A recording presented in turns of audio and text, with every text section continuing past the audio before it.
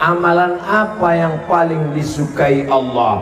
Ditanyakan oleh Abdullah bin Mas'ud, Ayyul a'mal ahabbu ilallah?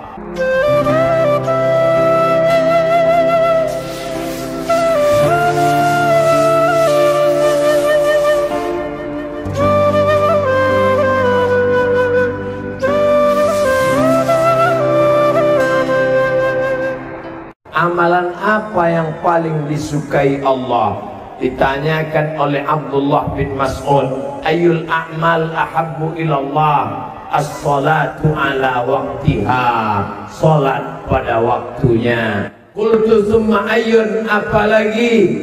Birrul walidain, berbakti kepada orang tua. Qultu summa ayyun, apalagi? Al-jihadu fi sabilillah, salat pada waktunya.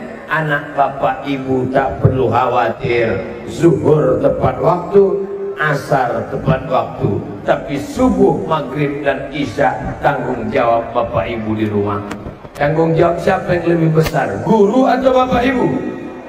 Guru. Zuhur, asar, subuh, maghrib, isya, bapak dan ibu bertanggung jawab di rumah. Amalan apa yang bisa membuat kita mati husnul khatimah?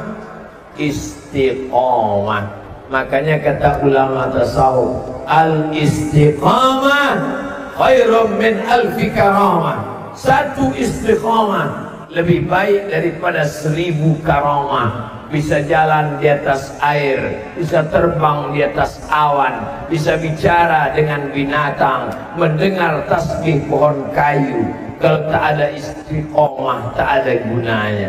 Mudah-mudahan kita semuanya istiqomah. Aqwamuha wa in qalla, adwamuha wa in qalla. Sedikit tapi istiqomah lebih baik daripada banyak tidak istiqomah. Nah, oleh sebab itu maka kita amal istiqomah, insya Allah dapat husnul khatimah.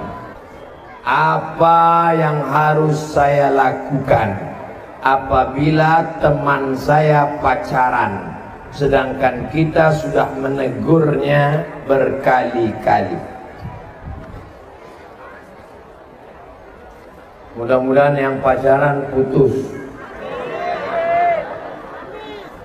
Mudah-mudahan yang udah putus nggak nyambung lagi. Hai yang pacaran, yang pacaran itu yang rugi perempuan. Bonceng sana, bonceng sini, bonceng sana, bonceng sini, masuk angin gembung. Yang muntah-muntah laki-laki apa perempuan? Perempuan.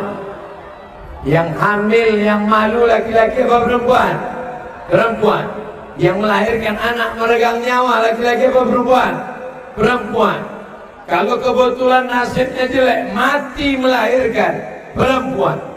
Maka kalau perempuan tidak mau, mustahil laki-laki bisa pacaran.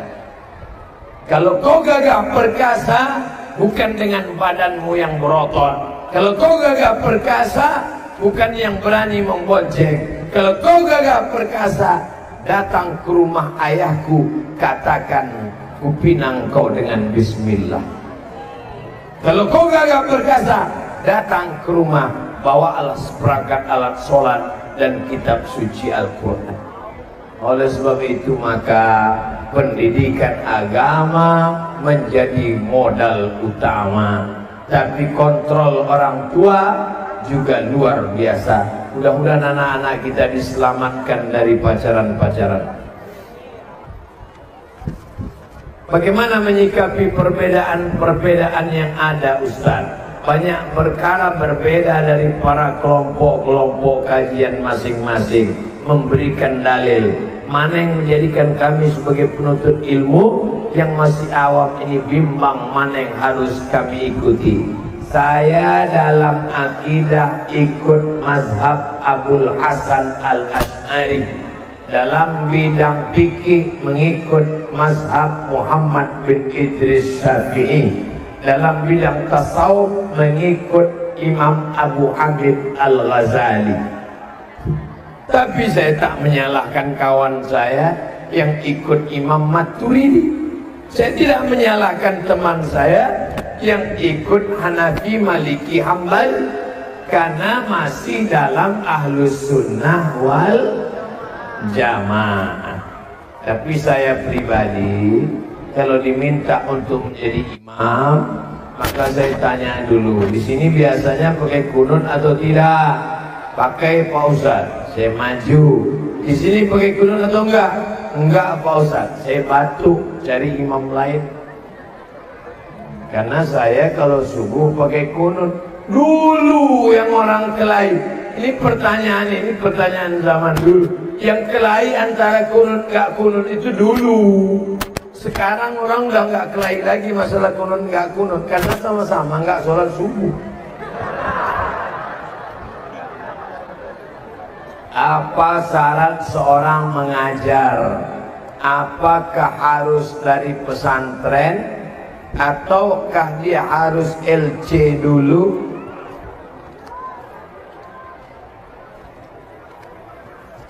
Istri bapak hamil.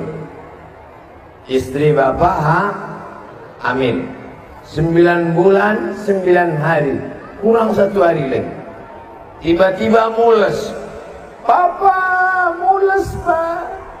Akhirnya bapak bawa, saking mau cepatnya belum sampai rumah sakit ada tertulis dokter. Langsung bapak mampir ketuk pintu. Dokter, tolong bantu, istri mau melahirkan. Lalu dokter buka pintu. Mohon maaf Pak, saya memang dokter. Tolong istri saya. Mohon maaf, saya dokter hewan. Bapak mau nggak nyerahkan istri bapak ke dokter hewan?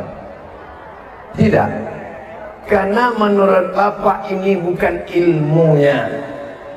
Bapak takut menyerahkan istri ke dokter hewan karena tidak sesuai ilmunya menurut bapak. Padahal nyawa satu orang. Mengapa bapak mau mengikhlaskan amal bapak tidak bermakna pada orang yang tidak mengerti agama? Idza wusidal amru ila ghairi ahlihi fantaziris sa'ah. Kalau kau berikan sesuatu pada orang yang bukan ahlinya, maka tunggulah kehancuran. Maka kalau dalam bidang agama, serahkan kepada kiai, tamat pondok pesantren, tamat dari UIN, tamat dari Universitas Islam, tamat dari Al-Azhar, dari Ummul Qura Makkah, punya standarisasi mengajar. Kalau tidak, kita khawatir dhalla wa adalla. Saya tidak mengatakan mesti alumni Azhar, enggak. Dari UIN Ciputat, dari IAIN, dari Sekolah Tinggi Agama Islam, dari pondok pesantren, ini baik. Tapi mesti keahlian. Kita naik pesawat, tiba-tiba ngomong pilotnya, mohon maaf pilot yang asli sedang demam, saya sebenarnya super angkot untuk coba-coba. Mau nggak naik pesawat?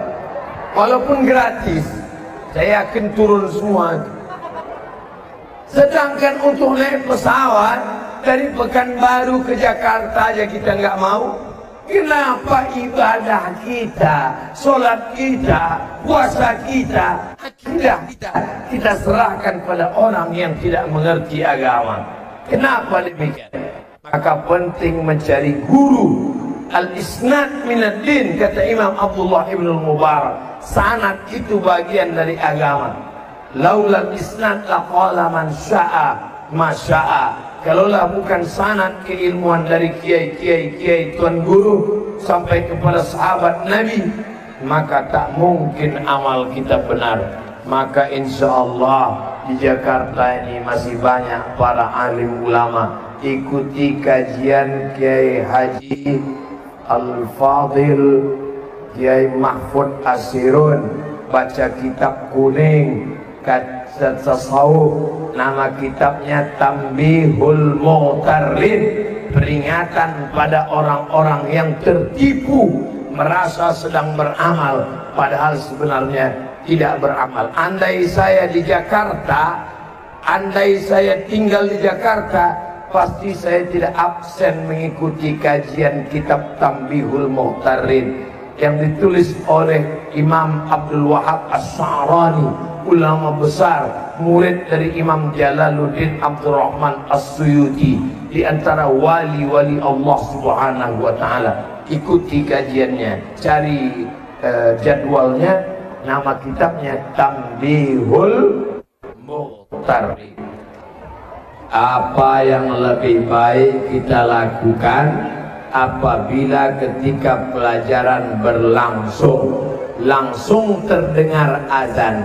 Apakah kita hentikan pelajaran atau nunggu belajar selesai baru sholat? Yang paling bagus adalah serentak pemahamannya 3. Guru di kelas, siswa, dengan yang buat jadwal. Jadi kalau 3 ini serentak seragam, insya Allah ketika jam pelajaran berakhir jam 12, jam 12 lewat sekian azan 11.40 ke 12.30 menit, oke, tak masalah. Sholat zuhur Jakarta 11.40, ditetapkan sholat zuhur di masjid jam 12, masih bisa. Kenapa? Karena di Masjidil Haram pun jarak azan dan iqamat setengah jam. Maka insya Allah kalau disepakati begitu, tidak akan ada murid yang mau keluar kelas. Permisi bu, mau kemana? Mau sholat. Tenang, nanti jam 12 kita akan serentak sholat zuhur. Yang buat jadwal ngerti, gurunya ngerti, muridnya ngerti.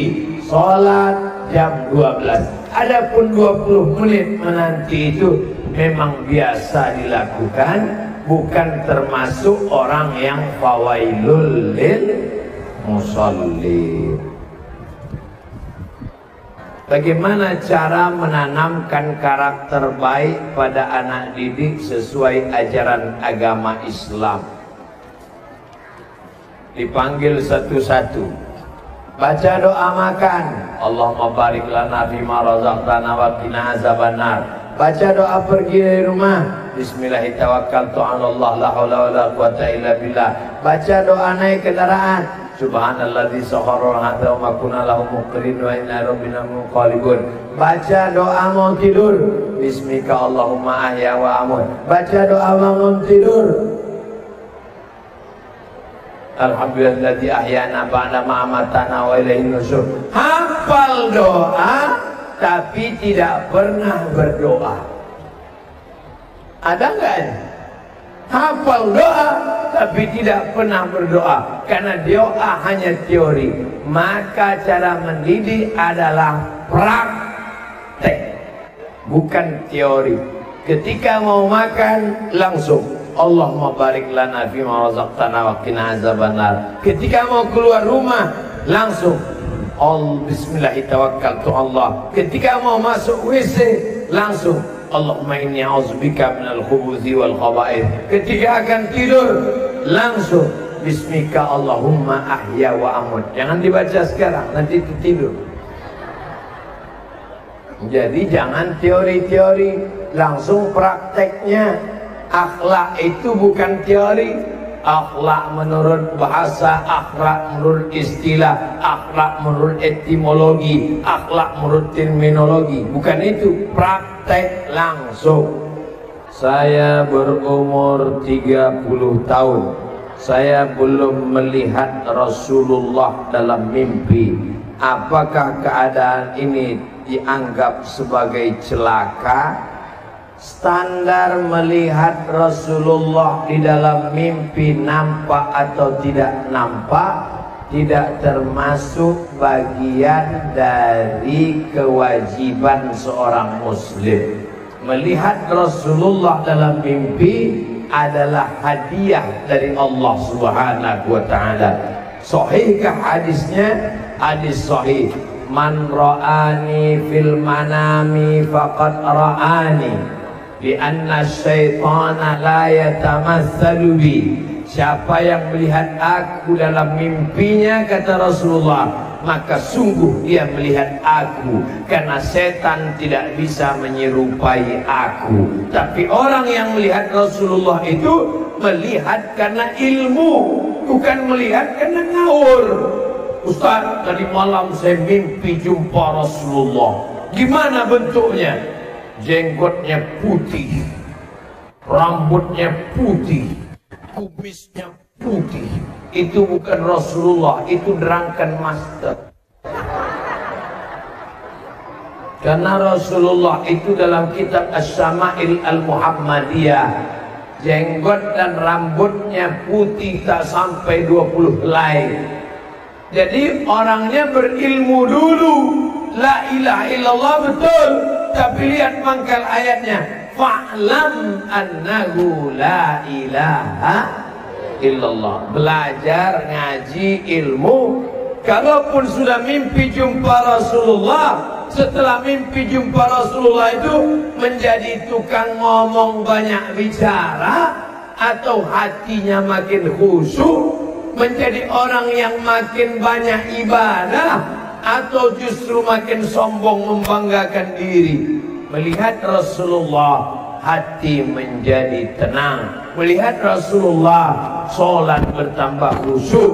Melihat Rasulullah, hataman Quran makin bertambah. Itulah kebaikan. Tapi kalau ngaku mimpi Rasulullah, makin banyak cerita, makin banyak bicara, amal berkurang, maka sesungguhnya kita sedang dipermainkan.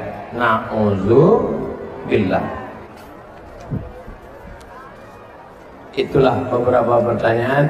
Mudah-mudahan kajian kita siang ini menyebabkan turunnya rahmat dan barakah pada keluarga besar Al-Maka, insyaallah. Ala hadhihi niyyah wa kulli niyatin salihah. Al-Fatihah. A'udzu billahi minasy syaithanir rajim. Bismillahirrahmanirrahim. Alhamdulillahi rabbil alamin. Ar-Rahmanir Rahim. Maliki yaumiddin. Iyyaka na'budu wa iyyaka nasta'in. Ihdinas siratal mustaqim. Siratal ladzina an'amta 'alaihim ghairil maghdubi 'alaihim waladdallin. Amin. Puncak dari pengajian adalah doa, karena majelis kita ini diaminkan oleh para malaikat. Aminkan doa Kiai As-Sahibul Fadilah Kiai Haji Mahfud Asirun. Aminkan, khusyuk, mudah-mudahan Allah mengabulkan doa kita. Terima kasih. Assalamualaikum warahmatullahi wabarakatuh.